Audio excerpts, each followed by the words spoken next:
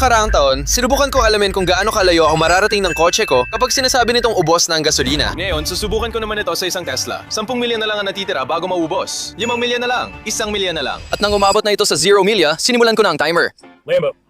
Ang astig yan. 30 segundo o 67 segundo. Kapag 5 minuto na, mag-subscribe ka na. Masama ba ito sa kotse?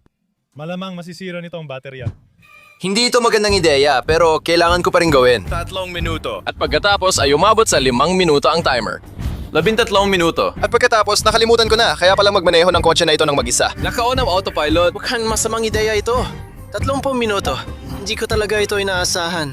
Mayos naman tumatakbo ang kotse nang biglang may nakita akong bumagsak mula sa langit. Nasa tingin ko, aeroplano. Sige, 50 minuto na tayo. Diyos ko. Oh, Sinasabi ng kotse na hindi na ito pwedeng imaneho, pero umaandar pa rin ito. 1 oras at 30 minuto na. Boring naman ito. At pagkatapos, nangyari ito. Sabi dito nagsa-shutdown ng sasakyan. At pagkatapos, nagsimulang mag-flash ng maraming pulang ilaw ang kotse sa akin at tumigil ito sa pagandar. Tapos na. 1 oras at 41 minuto. 500,000 likes at susubukan ko ito gamit ang isang Lamborghini.